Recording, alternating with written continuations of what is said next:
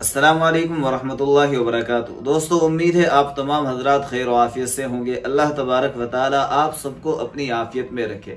दोस्तों, एक बहुत अहम मसला मेरे सामने आया था।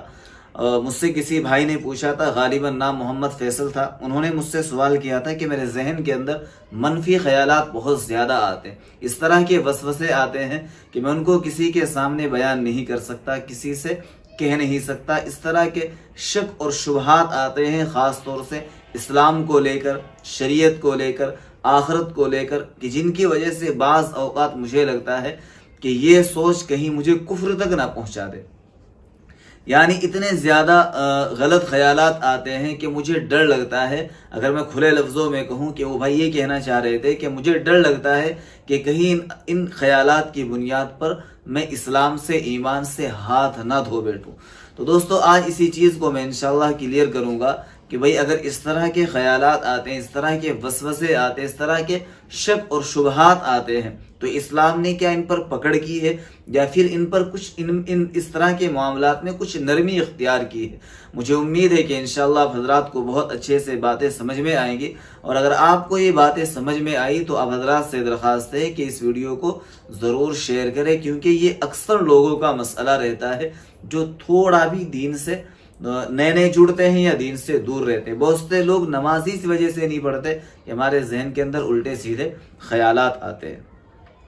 देखो, इस्लाम का इसमें सीधा सा नजरिया है, एक बिल्कुल सीधा पॉइंट ये है कि भाई अगर आपके जहन के अंदर इस तरह के थॉट्स आ रहे, इस तरह के ख्यालात आ रहे, जो मनफी ख्यालात यानी नेगेटिव ख्यालात अगर तुम्हारे जहन के अंदर आ रहे जो इस्लाम से जाकर टकरा रहे हैं, कि भाई मान लीजिए किसी आदमी को ये ख्याल आ रहा कि पता नहीं आखिरत है या नहीं, जन्नत है या नहीं, जहन्नम है या नहीं, पता नहीं हिसाब व किताब होगा या नहीं, या फिर नमाज के अंदर उल्टे सीधे ख्यालात आ रहे, तो शरीयत, इस्लाम हमें ये कहता है कि भाई इस तरह के ख्यालात आने पर अल्लाह की तरफ से कोई पकड़ नहीं है, अल्लाह की तरफ से कोई पकड़ नहीं, कोई सज़ा नहीं। इस तरह के ख्यालात चूँकि गैर इख्तियारी, यानी आदमी खुद नहीं लाना चाह रहा बल्कि वो खुद से आ रहे।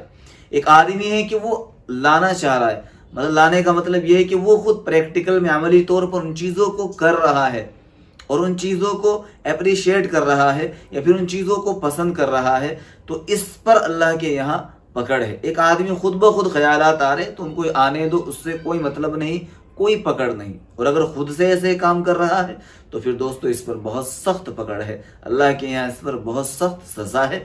कि अगर कोई प्रैक्टिकल में इस तरह की बातें करने लगे कि नहीं ये सब चीज़ें ऐसी है, दकियानूस बातें हैं, ये सब कहानियां हैं, इससे हैं, अल्लाह माफ़ करे, तो इस तरह की बातों पर अल्लाह के यहाँ बहुत सख्त पकड़ है। यानी इस तरह के ख्यालात लाना और फिर इन ख्यालात को अल्फाज देकर लोगों को इसी रंग में ढालने की कोशिश करना, इस पर अल्लाह के यहाँ सख्त पकड़ है। अल्लाह हम सब की हिफाजत फरमाए।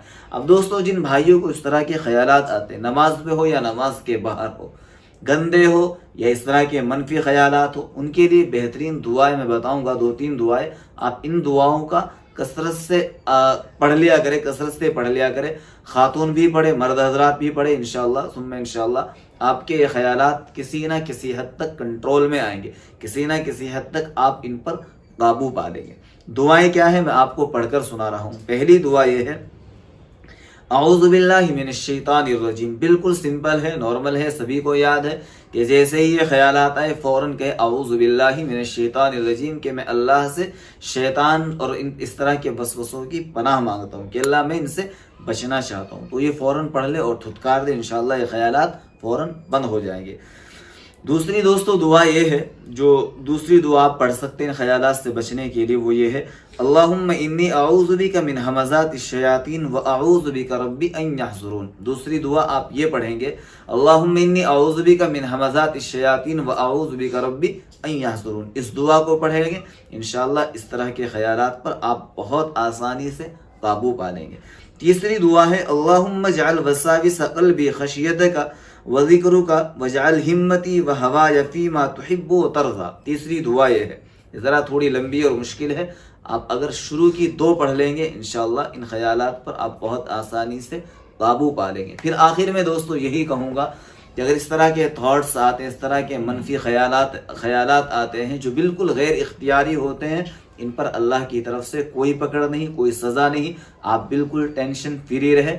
آپ کو جو اللہ پاک حکم دے رہے ہیں، جیسے نماز ہے، روزہ ہے، زکوٰۃ ہے، حج ہے، لوگوں کے ساتھ اچھی طرح سے معاملات رکھنے ہیں، اخلاقیات سے پیش آنا ہے، بس یہ کرتے رہے، باقی پھر اللہ پر چھوڑ دے۔ امید ہے آپ حضرات کو یہ باتیں انشاءاللہ سمجھ میں آئی ہوں گی۔ آپ کا بھی اگر کوئی مسئلہ ہے اور آپ بھی اگر چاہتے ہیں کہ میرے سامنے یہ والی پرابلم ہے، اگر مجھے وہ بہتر لگی تو میں انشاءاللہ اس پر ضرور ریکارڈ کروں گا۔ آپ مجھے کمنٹ کر کے ضرور بتائیں۔ اپنی دعاؤں میں یاد رکھنا۔ السلام علیکم ورحمۃ اللہ وبرکاتہ۔